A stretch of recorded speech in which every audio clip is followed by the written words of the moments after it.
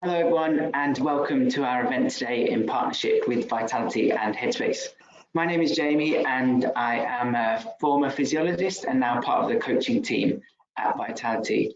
Now, you may know that at the time of this event that it's live, we're actually celebrating World Sleep Day, but sleep is obviously something which is an essential part of every single day. So the actual purpose of World Sleep Day is a kind of call to action on the important issues related to sleep. So those are things like including medicines and education, but also all of the other factors that will influence sleep, like your social life, your physical well-being, your mental well-being. And all of these things can have a massive impact on not only our sleep quality, but all of the other things that will be affected off the back of that. For someone who has kind of like an athlete background, sleep has always been my foundation for good health. It's kind of the essential thing for rebuilding tissues, replenishing cells, reclaiming kind of lost energy, as well as supporting cognitive function. You probably see my nerdy physiology background. But what if you're not like me? What if you're a parent with young kids and you can't actually control those factors? Or what if your working patterns interrupt your routine? Or I know a lot of people experience that actually just get stressed and anxious because they can't sleep, and that leads to even more disrupted sleep. And these are all really, really real problems, and they affect roughly between sort of 30 to 50% of the population. I'm sure we all know someone whose sleep is disrupted. And our partners at Headspace are on a mission to improve the health and happiness of the world. And we're super fortunate today to have Henrietta Kennedy join us, who is a head health coach and manager of international engagement at Headspace. And she's going to be telling us all about the work Headspace are doing and offering some expert advice on how to actually improve your sleep. Along the way, we'll also be guiding you through a live meditation and answering your questions, but I'll let Henrietta explain a little bit more about that in a second. But Henrietta, hopefully you're there. So great for you to have with us today. How are you doing? Hello, hi, here I am. I'm just going to check if you can see my share. One moment. The good news is we can see you, so I'm already relieved that we've got this far. There we go. That's amazing. We can see your slides. Before we start, I think, Henrietta, I'm going to pass over to you in a second, but just a final bit of kind of boring housekeeping from me, I guess. If I now navigate you all to the right-hand sides of your screens, you should be able to find a questions box. So if you have any questions or you'd like to ask or have any comments or anything like that, please do input those into there. And we'll do our best to dedicate some time to it at the end. Juliet's behind the scenes, and she'll be responding to you throughout. And it's worth noting that Henrietta and I won't be actually answering your kind of personal or medical questions relating to sleep, but we would obviously encourage you to seek medical support from GPs if you do require any extra support, but we'll do our best to help general sleep questions. And then the final thing is, if you check out our handout section, you'll find our full program for March. The whole events program is in there, and we hope you join us for that as well. And for anyone watching who is a Vitality member, to find out more about how you can access a one-year Headspace subscription on us, please do visit the Partners and Rewards section on the Member Zone. Henrietta, I think that is enough from me. So at this point, I'll pass over to you to kind of guide us through this one. Wonderful. Thank you so much, Jamie. And thank you everyone for joining. So this is a webinar about how to put your mind to bed. So it's an introduction to sleep by Headspace in partnership with Vitality.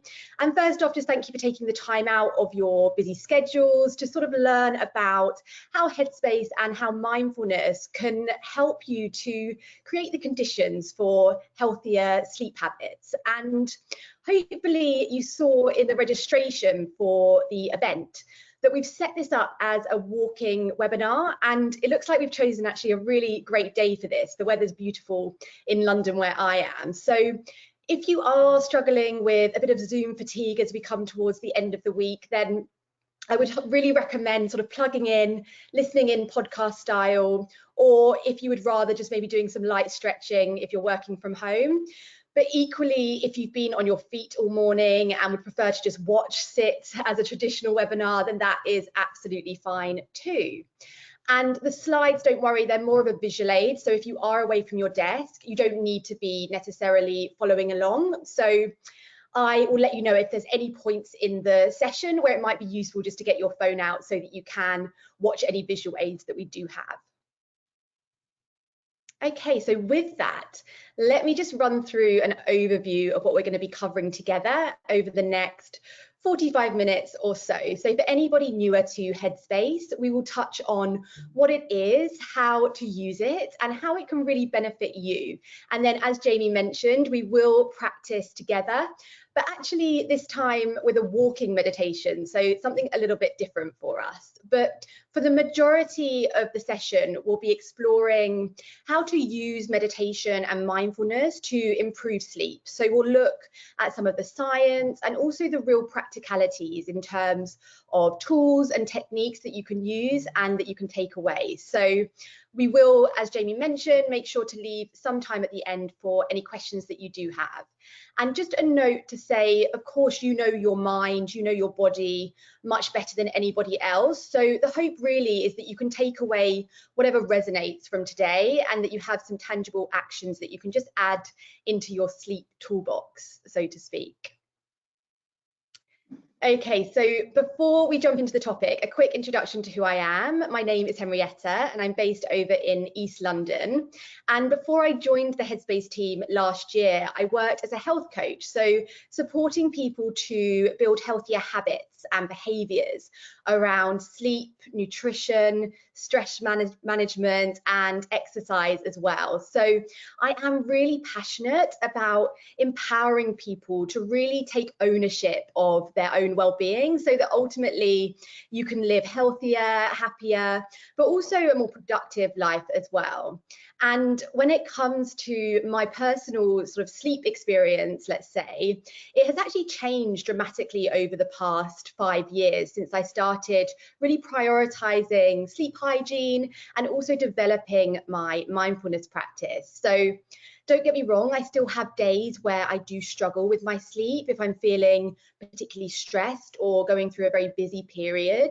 But that's okay because it really is a lifelong process and I'm never going to get it right all of the time. You're never going to get it right all of the time. So I'm just excited to share with you what I've learned and I hope that it can help you as well. So I would imagine that we have a real mix in the audience of those who already perhaps use Headspace and those who don't, and maybe we're just interested in learning more about it and maybe the sleep content in particular. So a quick recap or overview for everyone. Headspace is first and foremost a meditation made simple. So we are a meditation and mindfulness app founded by Andy Puddicombe. So for anyone who's already using Headspace, you might actually recognize his voice. He's one of the teachers within the app. And we have over 1,000 hours of content, which is all backed by science, which is something that we are incredibly proud of. But it isn't just meditation. So we also have extensive exercise, focus, and of course, sleep content, which we'll explore in some more detail today. And all of these modes are just designed to help you and support you to live more mindfully outside just a formal meditation practice. So if you're not so sure, maybe a little skeptical about meditation, that's no problem at all. Maybe you'll find the focus content or the sleep content more useful at this stage. And it's also worth noting we have content for all ages. So if you do have children, a young family, then even babies can be a part of the journey, any age starting from 2. So with that introduction, let's just take a few minutes to arrive in this space together, because often our body shows up for a meeting or a webinar, but our minds are somewhere else, thinking about what we've just been doing or what we have to do next, right? So we're going to just settle and do a 3 minutes walking meditation practice, which may be new to some people dialing in. And if you are at your desk and you just have a little bit of space around you, you can also do this inside. So I'm going to do this as well. So if you see me disappear or walking up and down, that's why. But before we start, I actually have a question for you. So just think about the last time that you walked alone. Where was your mind at? Did you make a phone call? Were you plugged into maybe some music or a podcast, or maybe were you lost in thought?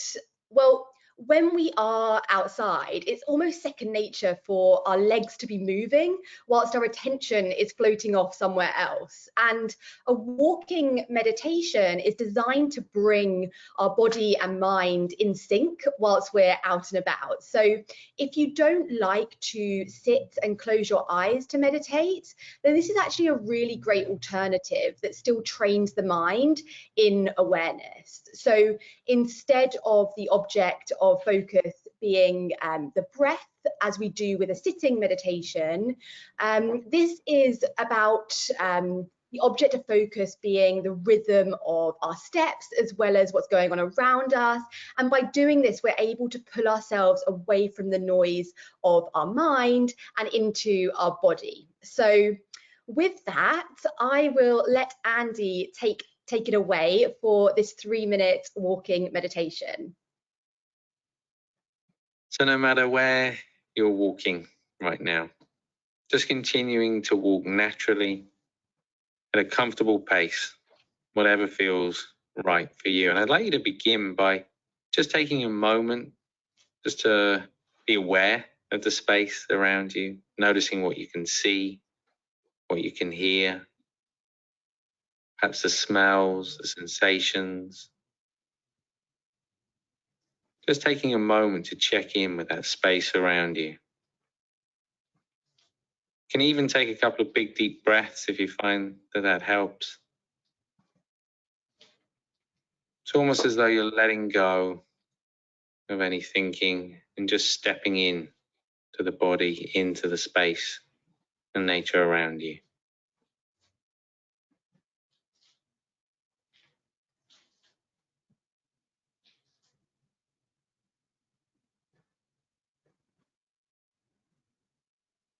You might find a very fluid movement. It might even feel uncomfortable in some way as you walk.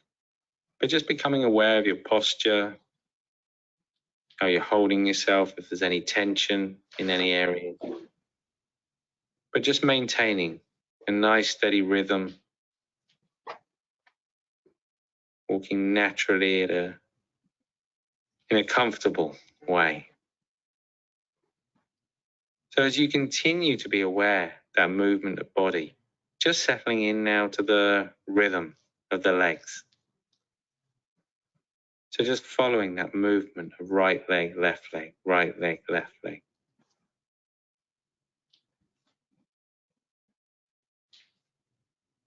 Even starting to notice the sensation of one foot pressing down on the floor, the next foot pressing down on the floor. And using that rhythm, using that sensation as your point of focus. Just very gentle focus, still absolutely aware of everything around you. But it's almost as though the mind just finds this a comfortable resting place from which to observe everything around us. So just staying with that sensation, with that rhythm.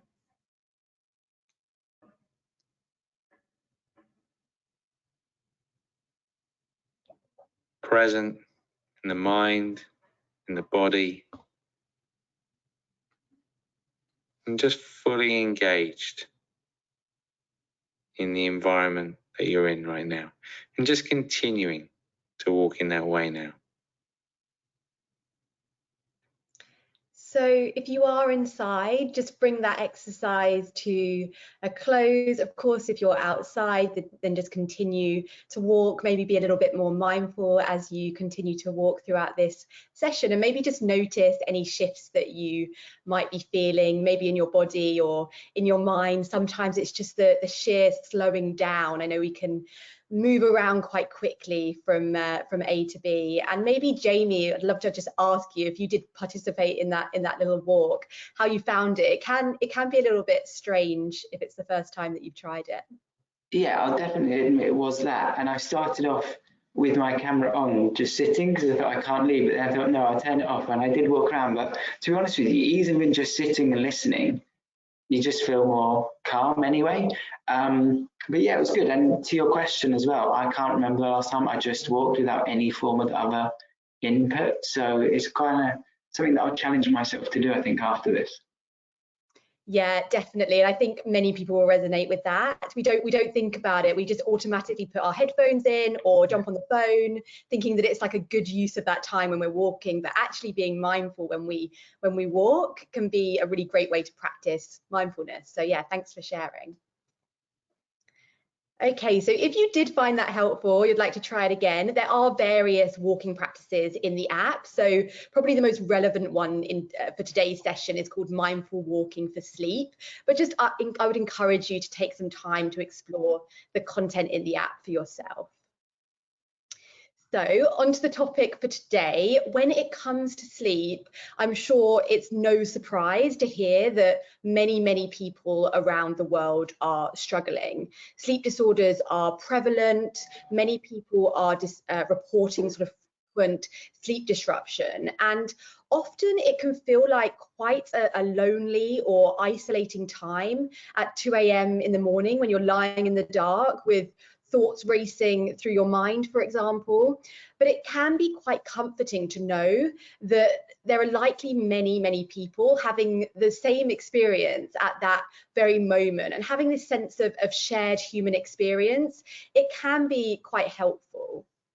And ultimately, sleep is a balancing act. So it's a delicate dance to keep our circadian rhythms regulated. So we want to feel alert and rested in the morning and be able to sustain our energy throughout the day.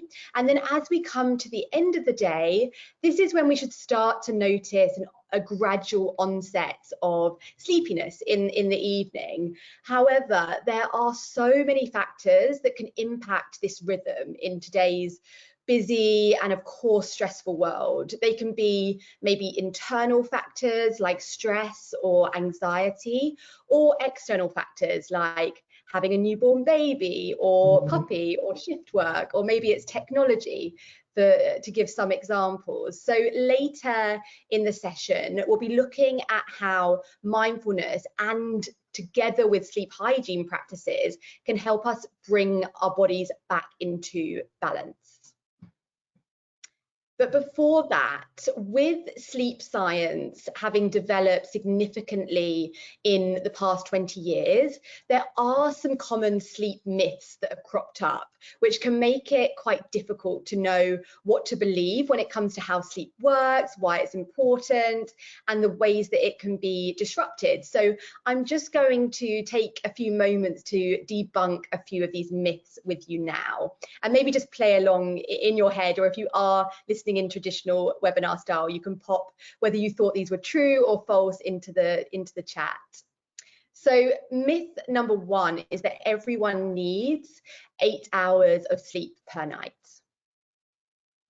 So the reality is that rather than counting the hours, you really want to listen to your body. So 8 hours of sleep is more of an average than an actual goal, and it will vary from person to person, and it will change as well over the course of our lifetime, and even actually from one day to the next. Just like some days you're more hungry than others for no apparent reason. If you're going through a period of high stress or you're exercising heavily, you might need more. And just like with food, we want to focus on quality rather than quantity. And the quality of our sleep largely comes from having a calm and rested mind. So if your circumstances mean that you don't have control over the duration that you are able to sleep, it's really important and can make a huge difference not to get fixated with trying to hit this magic number or this perfect sleep experience, and instead to get in tune with your body and recognize your individual situation. Because if we can be at ease and accepting of our external environment, then our minds can be more relaxed, which actually tends to positively impact our sleep. And we will talk a little bit more about what I mean when I talk about this a little bit later on when we come to talk about meditation and mindfulness a little more. Okay, so myth number 2 is that exercising at night is bad for sleep. So in fact, exercising at night does not adversely affect your sleep. The only caveat to this is the very intense cardiovascular training or high intensity interval training just before you're starting to wind down for bed. All other exercise can actually help to improve the quality of your sleep experience. And I would actually love to ask Jamie here, given that you are very much the expert in this field, is there anything that you would maybe add when it comes to the relationship between physical activity, movement, exercise, and quality sleep? Yeah, it's a good question, and one that we get asked pretty frequently, actually. What I would say is that certain types of exercise can improve your sleep quality and duration. You made the point there that more acute, intense bouts, maybe not so much. So I think that the most important thing is actually the consistency of your exercise. So intense exercise before bed will probably likely stimulate the brain as well as your nervous system, and that isn't ideal. But if you're doing moderate intensity exercise at least kind of 3 hours before bed, it can not only help improve the quality of your sleep, but the duration, but also one that I know people struggle with a lot is the time it takes to get to sleep.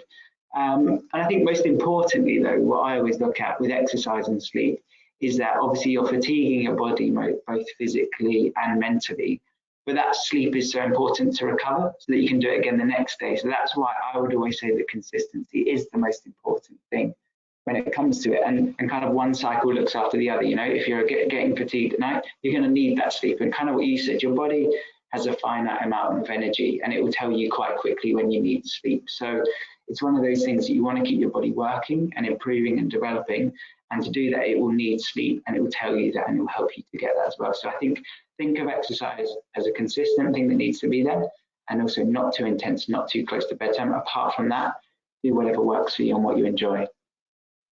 I love that. Such great advice, and also sort of resonates with the idea of really tuning into your body and understanding when you need to rest and when would be good to exercise as well. So that's great. Thank you. Okay, so myth number 3 is that alcohol promotes falling asleep faster and getting deeper rest. So this isn't true, because whilst it may be true that you will fall asleep more after drinking alcohol, sleep scientists say that alcohol will affect your ability to get deep sleep. So the body goes through different stages of sleep, and alcohol is known to suppress stage 4 or REM, rapid eye movement sleep, which is the stage of sleep associated with memory consolidation and emotional well-being. And this is why we can feel quite groggy or irritable the following day, even when we have had a full night's sleep. Again, it comes down to that quality over quantity, and maybe not getting into that stage 4 REM sleep. So if you are going to drink in the evening, consider that your body processes alcohol at about a unit per hour. So you can sort of work backwards to figure out when you might want to stop drinking to set yourself up for a more restorative sleep.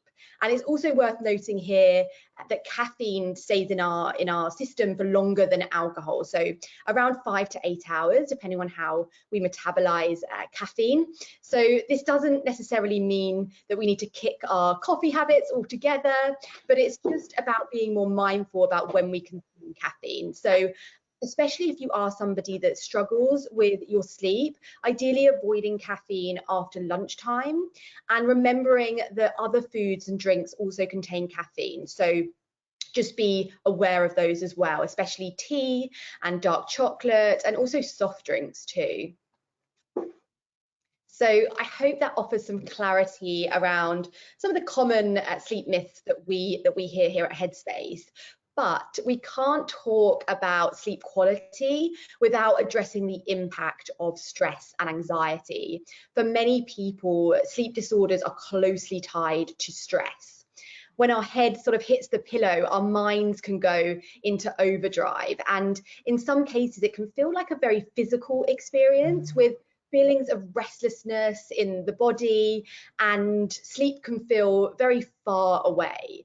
And this is because stress and anxiety can cause what is known as hyperarousal, where our body's fight-flight system is activated or triggered and stress hormones are released. So even though you're trying really hard to relax your body and your mind, the worry itself, the stress, the anxiety is keeping you in a high state of vigilance, making getting to sleep very difficult. And it is within the normal spectrum to have maybe 1 or 2 not so great nights sleep a week, because we all sort of face stress from time to time. But it becomes more of a problem when you don't sleep well for weeks on end. And this is where, as Jamie was talking about earlier, sleep disturbances and anxiety can actually create this bidirectional relationship. So the sleep problem may have started as a byproduct of anxiety or stress, but now there is heightened anxiety around sleep itself because you feel that pressure to sleep. So it's not possible to avoid stress, of course, but we can change how we react to it. And this really is where meditation and mindfulness comes in, and where it can help in partnership with good sleep hygiene and practices to really improve our sleep quality. But before I talk about how it helps, let me just define what meditation and mindfulness are. So mindfulness is ultimately about cultivating more awareness in our lives. So it's the ability to be fully engaged in the present moment and at ease with the mind, just as it is. So instead of ruminating on or battling with stressful thoughts and feelings, we learn to gently lean into them, and that essentially diminishes their power over us. And then the formal practice of meditation can help us to build this mindfulness muscle. So just like we might go to the gym to improve our physical fitness, we meditate to improve our mental fitness. And in this practice, we are training ourselves to be less in our head, more aware of the present moment, even when we are stressed. So hopefully that helps in terms of definitions. And by practicing meditation and developing mindfulness, we can build the skills to handle the body's stress response and to handle stress more skillfully. And there are a few ways that we can sort of see this work in action. So we know that the practice of meditation triggers our parasympathetic nervous system. So that helps us to down-regulate our stress response. And we now also know that meditation changes our brain physiologically through a process called neuroplasticity. And it does this in ways that makes us less reactive to negative emotions and stresses. So there's this physiological process that happens when we meditate and become more mindful. But then also the awareness that we develop through mindfulness comes in really handy for knowing when the body is ready to sleep, like Jamie was mentioning with exercise. And by being mindful, we can also make better decisions when it comes to how we respond when we do sleep poorly. And then finally, meditation is also a practice of acceptance and compassion, of allowing things to be as they are and letting go of wanting things to be different. And when we stop resisting what is, we then create more restful conditions in the mind, which is what I was talking about earlier with the first myth around the quality of our sleep and accepting our external circumstance, whether that is having had just a new puppy join the family or whatever it might be. That means circumstances are outside of your control when it comes to sleep. So when it comes to meditation and mindfulness for quality sleep, it's sort of a twofold equation. So it can be helpful to do sleep wind down exercises, meditations, listen to sleep music perhaps just before bed, especially if you have difficulty falling asleep. But practicing meditation and mindfulness during the day is really where the magic happens. So this is where we learn to disengage from all of the thoughts and emotions that can keep us awake at night. And a big part of learning how to meditate means accepting that our minds will not go quiet the moment we sit and close our eyes. And I'm not sure if anyone can resonate. Please do pop in the chat if you are seated. If this is something that you have struggled with, it's definitely something that I faced when I first started my meditation practice, that frustration with wanting to clear my mind of all thoughts. So I'm just going to play a short animation for you now. All of our animations do sit within the app, so I'd recommend having a look at these and exploring them for yourself. But in this one, Andy explains how we can practice changing our perspective to our thoughts, and that can be applied not just in our meditation practice, but also when it comes to getting a good night's rest too. So if you are out walking, you can just listen to this, but you might also just want to get out your phone, because it is quite a fun video to watch, and it's only about a minute long. So I'll go ahead and play that for you now. Training the mind is often quite different to how people imagine it to be. Maybe they have an idea it's about stopping thoughts or eliminating feelings, but the reality is a bit different. An easy way to think of it is to imagine yourself sitting on the side of a busy road, the passing cars representing the thoughts and the feelings. All you have to do is to sit there and watch the cars. Sounds easy, right? But what usually happens is that we feel a bit unsettled by the movement of the traffic. So we run out into the road and try and stop the cars, or maybe even chase after a few, forgetting that the idea was to just sit here. And of course, all of this running around only adds to the feeling of restlessness in the mind. So training the mind is about changing our relationship with the passing thoughts and feelings, learning how to view them with a little more perspective. And when we do this, we naturally find a place of calm. Will we sometimes forget the idea of the exercise and become distracted? Of course we will. But as soon as we remember, here we are, back on the side of the road again, just watching the traffic go by, perfectly at ease in both body and mind. Great. So I love that analogy. It's one I come back to a lot, of those passing cars. It's just a really good reminder that it's the observing and the witnessing of our thoughts and feelings. There's really the idea of meditation, and it can be so helpful if you do find your mind racing at night. It's all about changing perspective. So rather than being in the traffic, we're sitting on the side of the road, just watching it go past. And of course, allowing thoughts to come and go in this way, it sounds wonderful, but it doesn't happen overnight. It's very much a practice, and you will inevitably run into the road, into that traffic many times. But one of the tools that we can use to help us with this training is our breath. So our breath gives us something to focus our attention on. It's an anchor that we can come back to every time that we suddenly realize that the mind has wandered off and followed maybe an anxious thought. Because the body is always in the present. It's the mind that often bounces between the past, the present, and the future. So just like in the walking meditation, where we use the rhythm of our steps, we can also use the breath to move from our mind back into our body. So I have a short clip from Andy, who answers a listener's question related to this idea of getting caught up in the traffic. And he explains how we can use the breath in this instance. And this one is just Andy talking. So if you are walking, there's no need to watch this one. How can I calm down my daily struggle with anxiety and force my mind to relax? I have a hard time quietening my mind during meditation.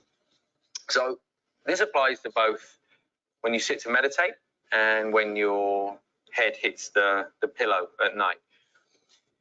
It's such a strong tendency to push back against thinking, to resist it, to want to get away from it, to escape it. But as long as we're thinking about getting rid of thoughts, we are creating more thoughts. As soon as we just accept, okay, the thoughts, We can find an anchor to move away from it. So in meditation, we don't escape the thought, but we use the breath to focus on, so that we don't get kind of overwhelmed by the thoughts. In the same way at night, when you lie down, if you don't want to do the sleep exercise, just place your hand gently on your stomach. Feel that movement of the breath. Allow that to be your anchor, but allow thoughts to come and go. The mind needs to drift. You know, that idea, that phrase even of drifting off to sleep. We kind of need to. We can still be aware, but we need to allow the mind to drift off. If we're trying to control it, then it's very unlikely that we'll get a good night's sleep. But how? Okay, I hope that video was playing okay for you and that you could hear that okay. But hopefully you are starting to see how meditation and mindfulness can help. So I actually just want to take a look at the Headspace sleep mode now and just explore that a little bit with you. Again, if you are walking, then you can listen to this, but the visuals here might be useful to watch as well. So let's have a look at this. So here we are on the sleep tab now in the app. You'll notice the color scheme is very soothing and calming on the eyes. So we've just jumped into sleep casts here. These are beautifully narrated and they transport you to a different sleepy environment, and you can just adjust the ambience versus the voice on that toggle. The Himalayas are home to many mountain cottages and inns. That was Himalayan Mist, which is one of the newest in our collection. And then we have our wind down. So these are meditations and breathing exercises to prepare your mind for sleep. So to be done in the evening. So just jumping into good night. You can change the length of these wind downs. So just lying down comfortably, ideally flat on your back, eyes open. And then we also have our sleep music playlist. So these are calming tracks with no voices. And again, you can adjust the lengths of these playlists, as you can see in the settings just here on the right-hand side.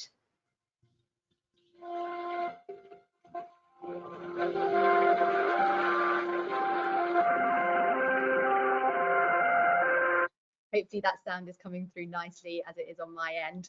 And then we also have soundscapes. These are recordings from sounds in nature. So you can drift off in a forest or by the ocean or next to a crackling log cabin fire, for example.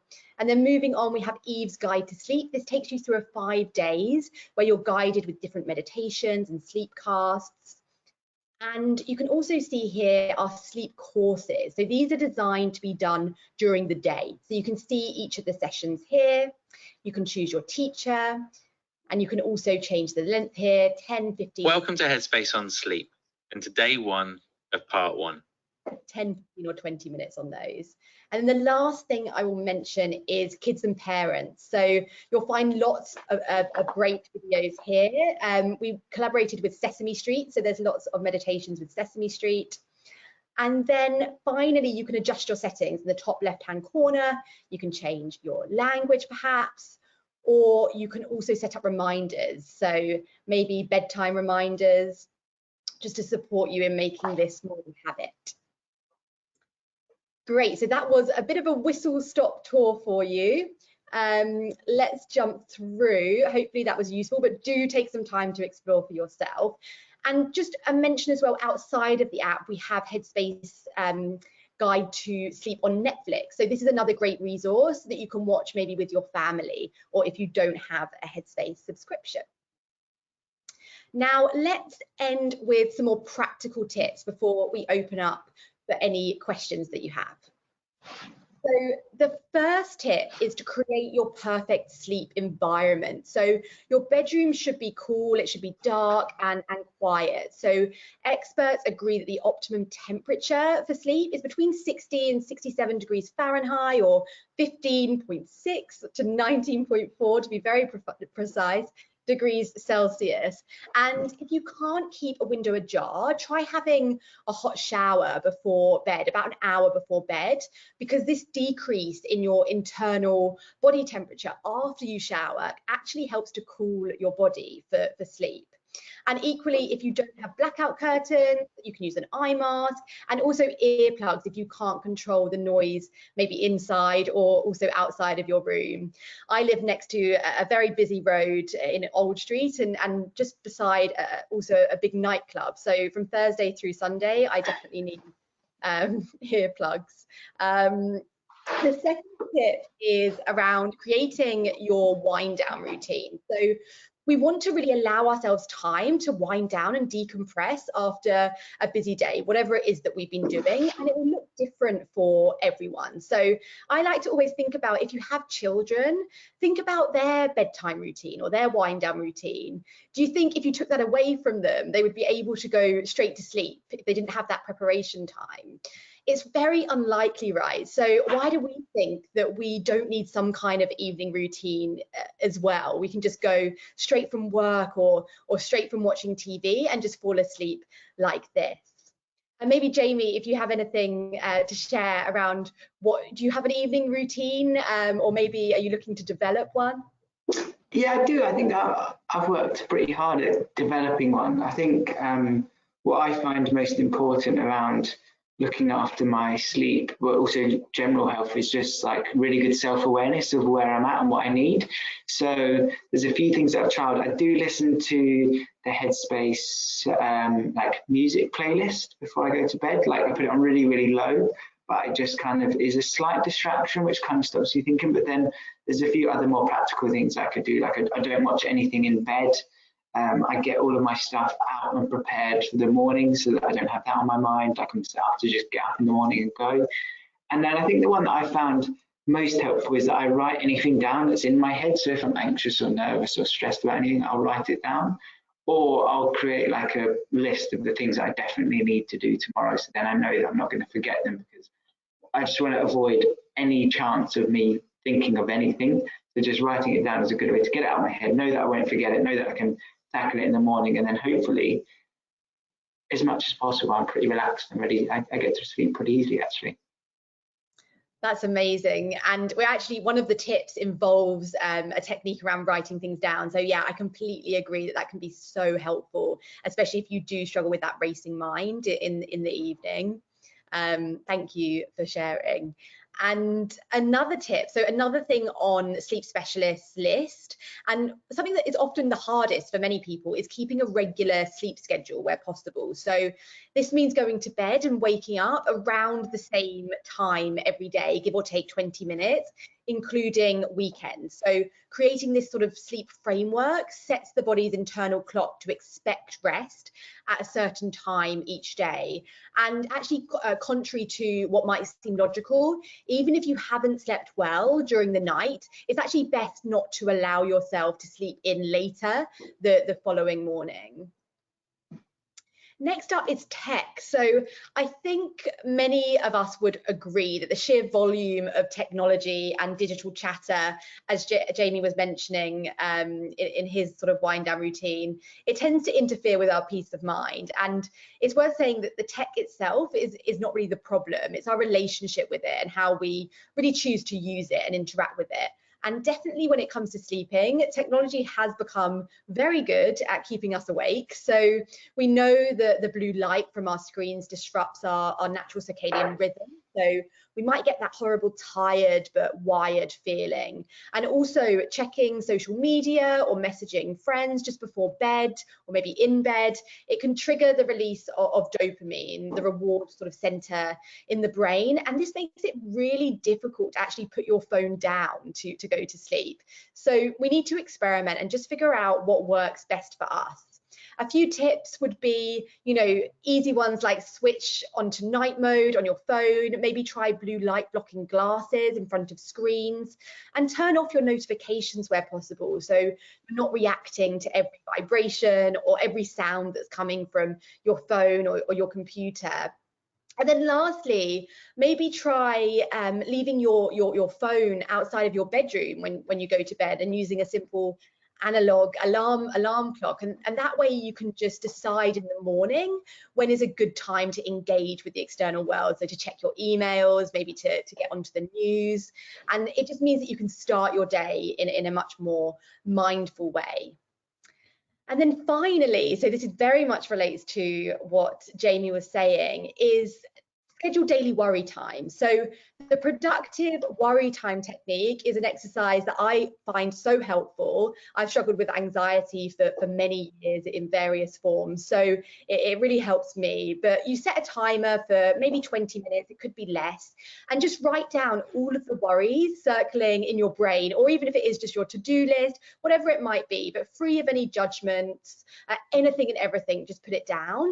And then on the other side of the same piece of paper, pop down any next steps or solutions. So sometimes the solution might actually be that there is no solution, and so this would then be a practice of acceptance and of letting go.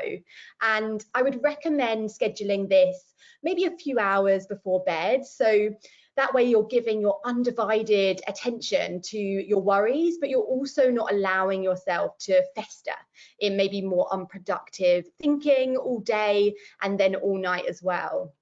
And if you do find yourself worrying excessively throughout the day, you can just gently remind yourself that you have a designated time to process each concern. So you can sort of tell yourself, you know, I'm not going to worry about this now, I'll worry about it during worry time. And that can just be really helpful to be more productive at work as well. Okay, and then lastly and most importantly, the best way to improve our tricky relationship with sleep is really to bring more compassion and be kinder to ourselves. There really isn't a single technique that works for everyone. So just experiment and see what works best for you. And remember that this will probably change with the different seasons of your life. So that brings our session to an end, minus any questions that we're going to open up for now. So I really appreciate you spending the time with us, and over to Jamie. Nice one. Thank you so much. We've had a lot of questions, Henrietta, which is great, and we'll do our best to cover all of them right now, but I think you've already offered so many valuable insights, so hopefully people have gained a lot already, but we're just going to fire through as many as possible. So question one, Henrietta, let's go with, this one's been quite standard, but how important is it to go to bed at the same time daily? If you're not able to because of logistical reasons or just your life doesn't allow it, does that mean that you could be compromising your health long term? Yeah, so it's a really good question. And I think if I'm putting my sort of mindfulness glasses on, again, it comes down to acceptance of our individual situation. So if we can be at ease with whatever our circumstances are, then it creates the conditions for our minds to be more rested, which this then helps us to sleep better. So when we are sort of don't have that control, it really is the quality of our sleep. So if we are able to accept that, then the rested mind piece then leads to actually deeper and better quality sleep when we are asleep. And that is where the magic really happens, where you go through the different stages of sleep. So yes, I would say when we look at sleep hygiene and we say, you know, keep a consistent sleep schedule, go to bed at this time, you know, these are ideals, and in many cases it's not going to work. So bring some mindfulness to your sleep and compassion, and I think that should really help. Perfect. I totally agree. I think you have to exercise a little bit of discipline to stay focused on what routine you need to do before bed. And if there is a likelihood that you're going to look on your phone and all those other things, that's only going to compromise it more. So get strict with yourself as well. Next question, Henrietta, is do you have any tips for refocusing your mind if you experience negative thoughts or bad memories when trying to sleep? And this question's actually been asked quite a few times. So I think it's one that's resonated with a few people. Yeah, well, I hope the session today has maybe sort of helped a little bit on that, because what we can do is really practice, where possible, just coming back into the body in any way that we can. So when we're experiencing anxious thoughts or a racing mind, whatever it might be, it's about trying to change our perspective to those thoughts, to be able to witness them, to be able to observe them. And one of the tools that we can use is either our breath or a body scan exercise. But I would recommend going through the sleep course because this guides you through through step by step over 30 days of how to really start to do this, because it's much easier said than done. But that would probably be my best recommendations for anxious thoughts and racing mind. Nice, perfect. Next one, again, super popular. What's your thoughts on power napping? So obviously there's going to be different durations, which I think is maybe something that I could get you to touch on. But a few people have said things like, it's great during the day and I feel refreshed and reset, but then when it comes to the bedtime in the evening, I'm not really so tired. So do you think power napping has a place? And if so, in kind of what format and structure? Yeah, I would actually love to get your thoughts on this as well. In my opinion, I think that it can be fantastic. Yeah, especially if you have a baby, for example, and your sleep is very compromised, then those opportunities to nap, I think, are invaluable. But I think duration-wise, we want to make sure it is a power nap. So, you know, that 15 to 20 minutes rather than an extended sleep. So it's more of a refresher than sort of a deep, sort of more qualitative restorative sleep. And if you're doing it in this way, then you shouldn't find yourself getting to the evening and not being able to sleep at night. But I would love to get your views on power napping as well. Yeah, I from a physiological perspective, kind of the way that your sleep cycles work is they're around kind of like 90-minute blocks, and through that you get the various stages of sleep. So the key with napping is to make sure that you don't get into that deeper phase of sleep, because that's where you're going to get obviously a lot of restorative sleep, but also you're going to probably wake up feeling groggy, and it might be more difficult to get sleep in the evening when you want to get a full night. So I would say that, yeah, time is key with it, and set yourself an alarm, cool, dark place, rest your eyes, and you don't always have to be asleep to feel refreshed. You know, you don't have to get into that deep sleep phase. Actually, it's a lighter sleep that you're probably looking with napping. It's kind of just like a mental reset. So I definitely think it's got a place. It's quite different if you're someone who's, you know, physically exerting themselves maximally, then you do need to physiologically recover. But actually, if it's kind of like mental and it's just the general wave of your day, your hormones are going to affect how you feel at different parts of the day. And sometimes it's better to work with those rather than fight against them. So I think they have a place, but again, you've got to be disciplined. Don't let yourself go into a deep sleep, because then you will be in trouble before bed.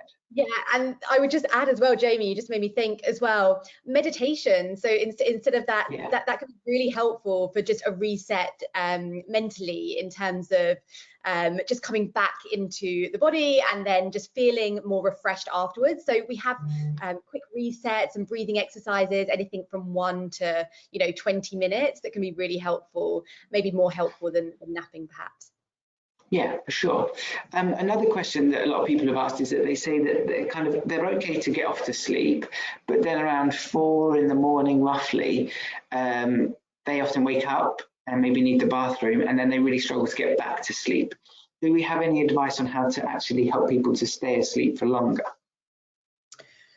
So within the Headspace app, we do have what we call in the sleep section SOS, which is for exactly those moments when you find yourself awake in the night. And there are various exercises that you can use there that would be helpful.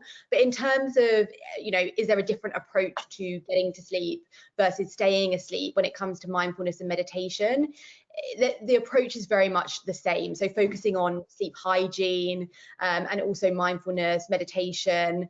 And then, of course, if you are really noticing that you frequently are waking up in the night, it is worth seeing a health professional and just ruling out any underlying health conditions that could be at play. But I would recommend the SOS in the sleep section for those times as well. Perfect. I'm just going to cover one off quickly because we've had a few questions around people who are going through menopause and they're suffering from kind of like night sweats and nightmares and needing the toilet throughout the night. I would firstly direct you to Peppy, who are one of our partners at Vitality, so you can get access to support there.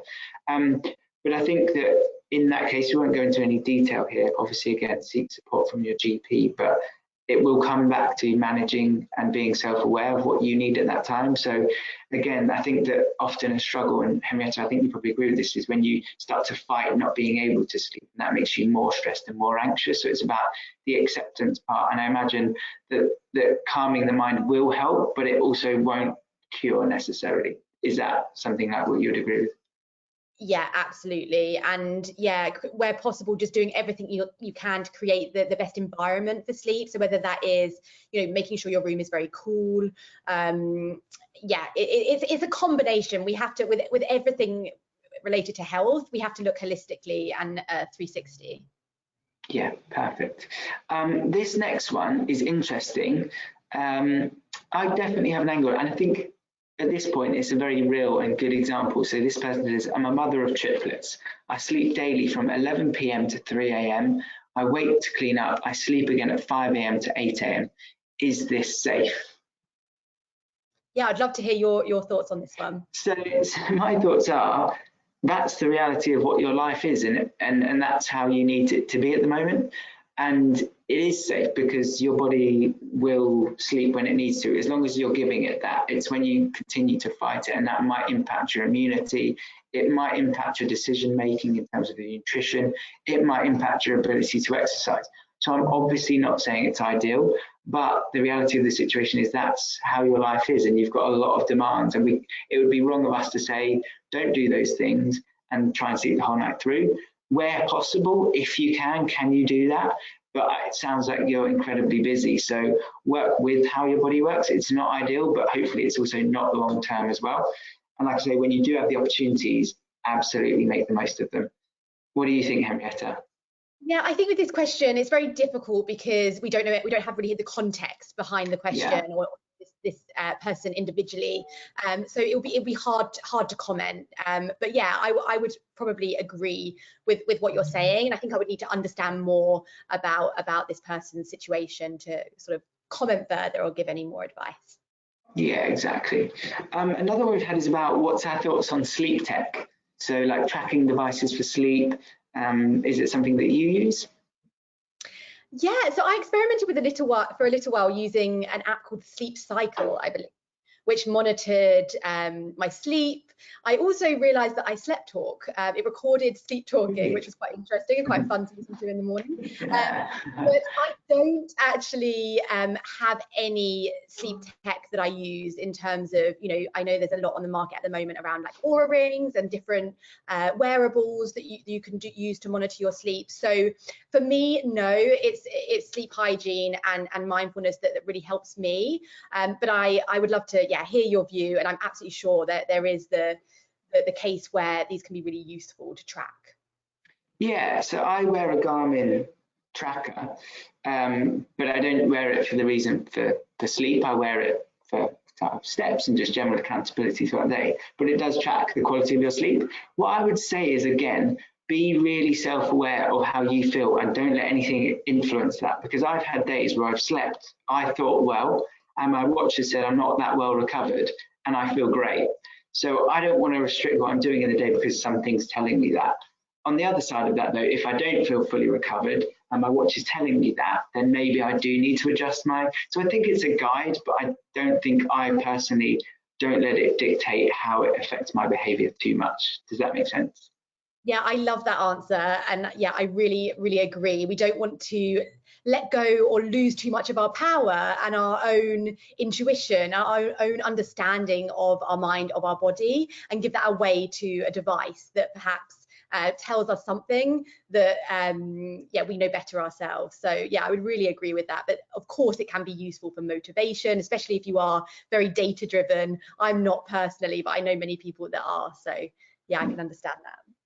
Amazing. Henrietta, we have rushed through as many as possible. I know that we've answered hopefully everyone's questions. If there is any other questions, we'll definitely review them and we can always share something afterwards. But I think we've done a pretty good job.